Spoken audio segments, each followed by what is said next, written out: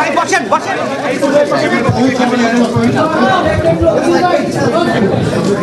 নতুন ভাই বসেন সবাই বসেন আসো আসো আসো সবাই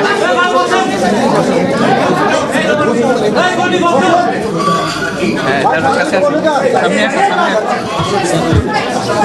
আরে সামনে ভাই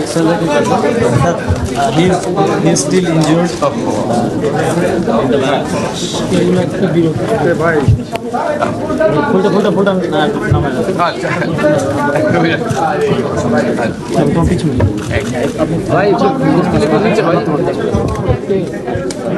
আসসালামু আলাইকুম। আজকে আমাদের গৌরবের দিন,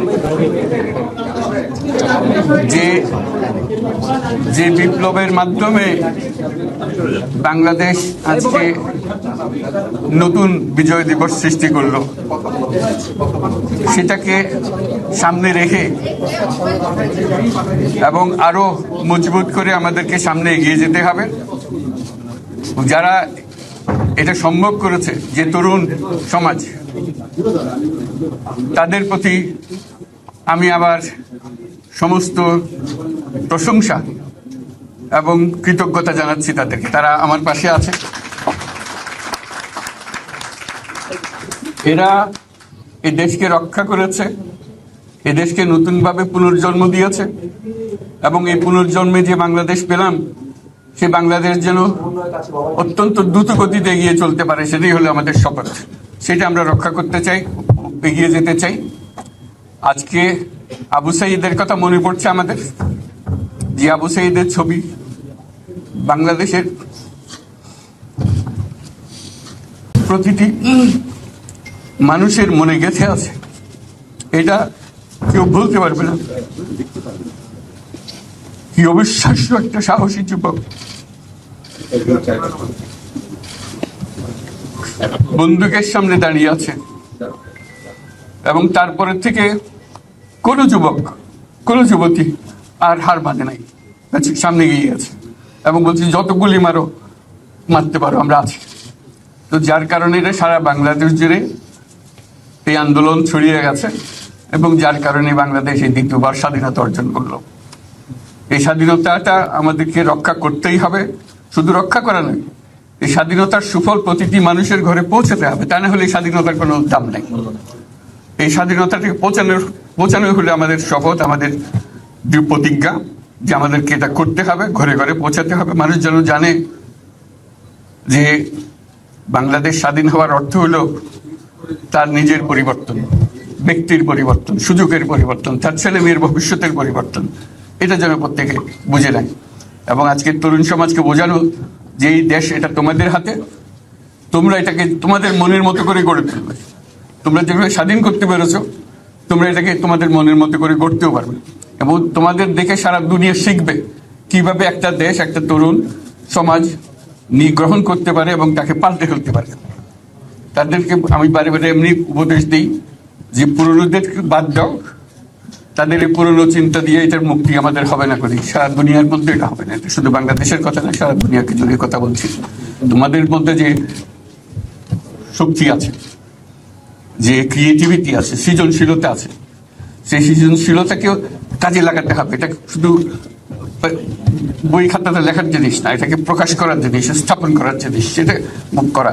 এটা আমরা এই আজকে আমাদের পুরো কাজটা হলো, দায়িত্বটা হলো, তারা যেটা অর্জন করে নিয়ে এসছে এখন তাদেরকে দিয়ে এটাকে করিয়ে দেওয়া, আমাদের সমস্ত কাঠামোগুলো পরিষ্কার করে দেওয়া। সরকার বলে একটা জিনিস আছে, কিন্তু মানুষের কোনো আস্থা নেই। মানুষ মনে করে সরকার একটা দমন পীড়নের একটা যন্ত্র, যেখানে পায় যেখানে সুযোগ পায় তার একটা কষ্ট দেওয়া, তার থেকে নিংড়ে দেওয়া, যে সকল স্তরে। এটা হলো তার থেকে কেমন ভাবে সামাল দিতে হবে, তাকে একটা ভয়ের একটা জিনিস, তাকে সামাল দিয়ে চলা, এটা হলো সরকার। এটা সরকার হতে পারে না।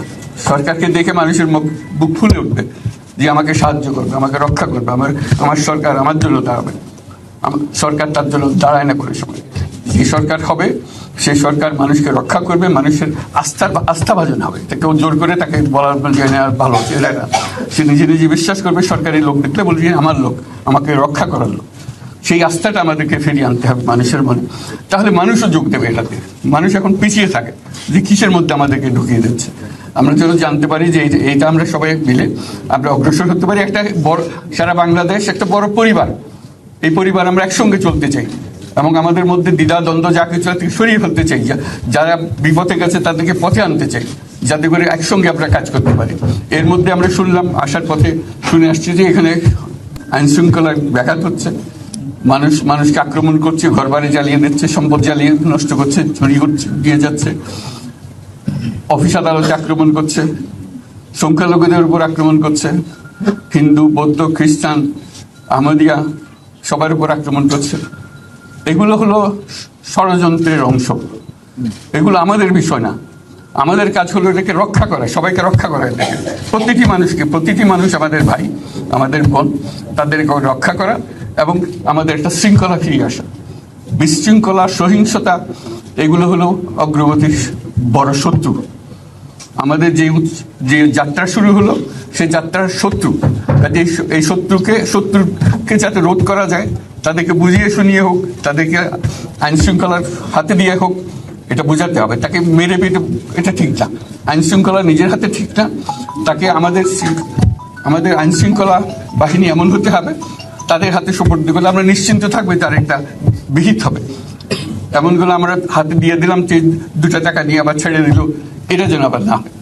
আমাদের সেই আস্থাটা আমাদেরকে আনতে হবে। কাজে আইন শৃঙ্খলা যখন আমাদের প্রথম কাজ, এই আইন শৃঙ্খলা ঠিক না হওয়া পর্যন্ত এটা আমরা অগ্রসর করার জন্য পদক্ষেপ নিতে পারবো না। আপনারা আমার উপরে আস্থা রেখে আমাকে জানিয়েছে, ছাত্ররা আমাকে আহ্বান দিয়েছে, সেটাতে আমি সাড়া দিয়েছি। দেশবাসীর কাছে আমার আবেদন, আপনারা যদি আমার উপরে বিশ্বাস রাখেন, আমার উপরে ভরসা রাখেন, তাহলে নিশ্চিত করেন যে দেশে কোনো জায়গায় কারো উপরে হামলা হবে না। এটা আমাদের প্রথম দায়িত্ব। এটা যদি আমি করতে না পারি, এটা আমার কথা যদি না শোনেন আপনারা, তাহলে আমার প্রয়োজন এখানে নাই। আমাকে বিদায় দেন, আমি আমার কাজে থাকি, সেখানে আমি ব্যস্ত থাকি। যদি আমাকে প্রয়োজন মনে করেন, তাহলে আমাকে প্রয়োজন মনে করলে আপনাদেরকে দেখাতে হবে যে আমার কথা আপনারা শোনেন। আমার কথা না শুনলে আমার কোনো প্রয়োজন নাই। আমার প্রথম কথা হলো, আপনারা বিশৃঙ্খলা থেকে দেশকে রক্ষা করেন, আপনারা সহিংসতা থেকে দেশকে রক্ষা করেন, যাতে আমরা যা আমাদের ছাত্ররা আমাদেরকে পথ দেখায়, সেই পথে আমরা এগিয়ে যেতে পারি। এটা একটা খুব সুন্দর দেশ হতে পারে, সারা বাংলাদেশ একটা খুব সুন্দর দেশের সম্ভাবনাময় দেশ। কাজে এই সম্ভাবনাগুলোকে আমরা নষ্ট করে দিয়েছি। এখন আবার সেই বীজতলা আবার তৈরি করতে হবে, আবার আমাদেরকে জেগে উঠতে হবে। তারাই এই বীজতলা তৈরি করবে, তাদের হাত দিয়ে হবে এবং তাদের দিকে আমরা তাকাবো এবং আমরা তাদের নির্দেশ মতে আমরা অগ্রসর হব। এখানে সরকারি কর্মকর্তা কর্মচারী যারা আছেন, সেনাবাহিনী, বিমান বাহিনী, নৌবাহিনী প্রধানরা যারা আছেন, তাদের প্রতি অনুরোধ, আমরা একটা পরিবার, এইটার মধ্যে যেন আমাদের গোলযোগ না হয়।